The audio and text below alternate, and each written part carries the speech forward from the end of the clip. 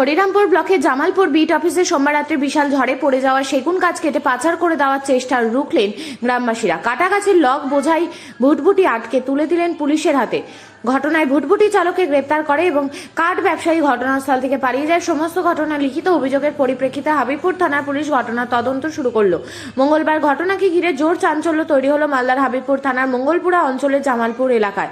ঘটনায় অভিযোগকারী গ্রামবাসী জ্যোতির্ময় সিংহ অভিযোগ করে বলেন, সোমবার রাতের ঝড়ে জামালপুর বিট অফিস চত্বরে একটি বড় আকারের সেগুন গাছ ভেঙে পড়া সেগুন গাছের কিছুটা অংশ কেটে মঙ্গলবার ভুটভুটিতে বোঝাই করে অবৈধভাবে পাচার করা হচ্ছিল, যা দেখতে পেয়ে গ্রামবাসীদের একাংশ রুখে দাঁড়ায়।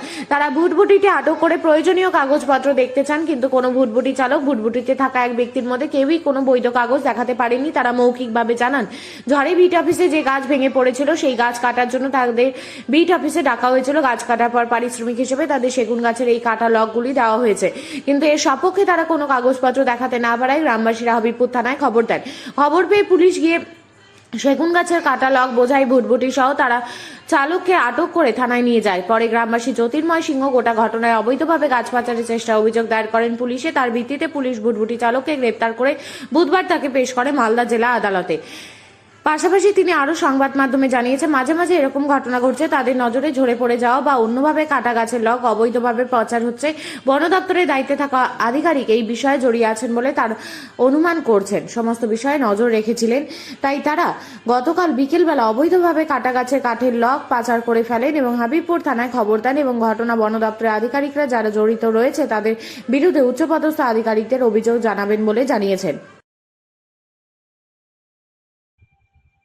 গত 25 তারিখে রাত্রে ঝড়ে জামালপুর বিট অফিস বাউন্ডারির ভিতরে সেগুন গাছ ছিল, এক বিশাল সেগুন গাছ, 100 বছরের উপরে বয়স হবে। সেই গাছটা ঝড়ে উল্টে যায়।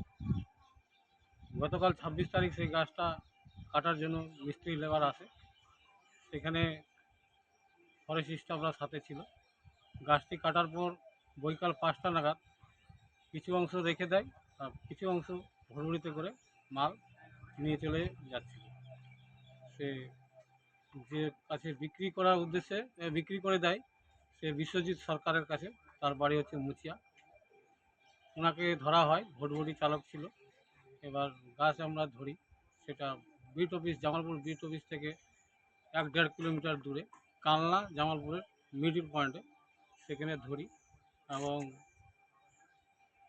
সেখানে বিট অফিসের যারা কর্মরত অফিসার আছে তারা আসে। ওরা আমাকে বলে যে গাছটা ধরেছেন, ভিডিও হয়ে গেছে, আমার অফিসে ফেলে দেন। কিন্তু আমি বলছি না, গাছ ধরেছি আমরা গ্রামবাসী আছি, আমরা এটা পুলিশের হাতে হ্যান্ড ওভার করে দেবো। ইতিমধ্যে আমাকে মালদার গাজল রেঞ্জ থেকে রেঞ্জ অফিসার ফোন করে বলে যে গাছ আমার ধরেছে, তুমি গাছটা অফিসে ফেলে দাও। আমি বললাম যে না, গাছ ছাড়া যাবে না। উনি আমাকে বলে যে রেঞ্জ অফিসার বলে যে আপনি জানেন যে আমাদের ফরেস্টের গাছ থানাতে হ্যান্ড ওভার হয় না। আমি ওনাকে বলি যে হ্যাঁ, আমি জানি সেটা হয় কি হয় না সেটা আমি বুঝবো। আমি থানাতে কমপ্লেন করেছি, থানা আসলে থানাকে আমরা হ্যান্ড ওভার করে দিই। এর মধ্যে থানাকে যাই, থানার হাতে আমরা সেটা হ্যান্ড ওভার করে দিই। আমি চাই যে, এবং গ্রামবাসীও চায় যে এর সাথে যে অফিসার, সে যত বড়ই অফিসার হোক, যুক্ত আছে, তাদের যেন উপযুক্ত শাস্তির ব্যবস্থা হয় এবং যদি না হয় প্রয়োজন হলে আমরা বনমন্ত্রী যে আছে তার কাছে পর্যন্ত যাব। এটা ধরেছিলাম জামালপুর আর কানলার মিডিল পয়েন্টে শ্মশান যাওয়ার রাস্তা। ভুটভুটি চালককে পুলিশ আটক করেছে। শুনলাম যে আজকে ওনাকে কোর্টে চালান করা হয়েছে। কাকে? ভুটভুটি চালককে। কমপ্লেন করেছেন? আপনার নাম? আমার নাম জ্যোতির্ময় সিং, বাড়ি জামালপুর। এর আগে বহু এরকম ঘটনা ঘটেছে, বাইরে হয় আমরা অত বুঝতে পাই না, পরে বুঝতে পাই যে এখানে গাছটা কোথায়, অফিসে তো আসেনি, কোথায় ছিল নিশ্চয়ই হয়েছে। কালকে যেহেতু অফিসের বাউন্ডারির ভিতর থেকে বিট অফিস থেকে গাছ যখন চুরি হয় তখন তো ব্যাপারটা ভালো করে জানতে হয়। সেই পরিপ্রেক্ষিতে আমার গাছটাকে আটক করি।